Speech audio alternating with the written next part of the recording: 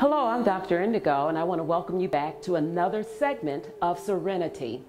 Now, today is exciting because I want to talk about decision making. I want to talk about choices. I want to talk about those things that will make or break you in your life and in your career. And before I even go on, let me just say this about life and career. They're not separate, they're one. There is no such thing as life-work balance because that's a unicorn. There's only one thing, and that's life.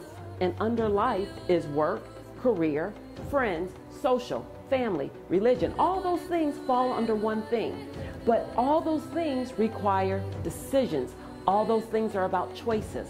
And this is what I want you to understand. The difficulty in life is not the problem, it's the choices. Sometimes we have too many choices. You know, it's funny. Let me just say, I was talking to someone and they said, you know, you shouldn't have so many choices at your one-day retreat. Too many choices will confuse people. Well, first of all, I just wanted to say, I think people like choices. I think that's what makes us uniquely different when we are able to have choices. When I can decide I'll do this or I'll do that. And people who don't like choices, well, those are the people who are not ready for their greatness, because being great means a choice between this or a choice between that, right? So all I want you to do is to really think about the choices that you're making, and the choices that you're making, how are you making them? I have someone I want you to talk to, or I want to talk to you about mindset and heart set. They want to really hone in on how the choices that we make either comes from our heart or our mind. I'm Tan, and I'll be speaking on the psychology of flourishing. How do you develop a positive mindset and heart set for relationships and for life?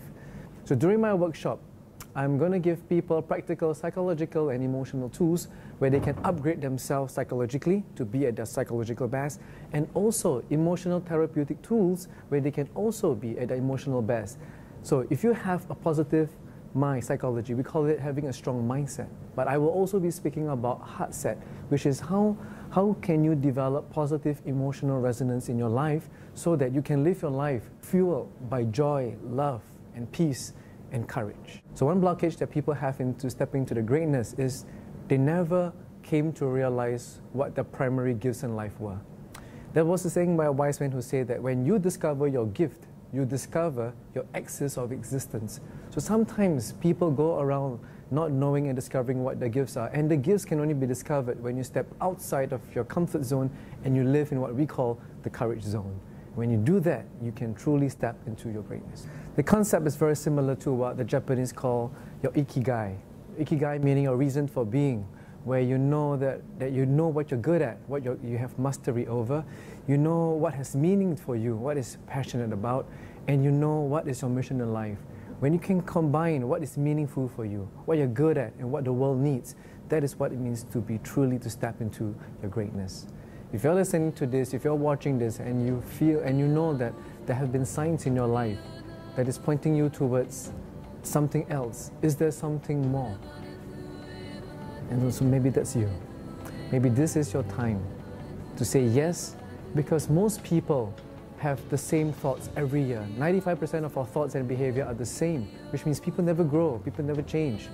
But if you're not one of those, and if you want to truly live a flourishing and whole life, and to live a deeper potential in your life, saying yes to this is saying yes to life. So see you there.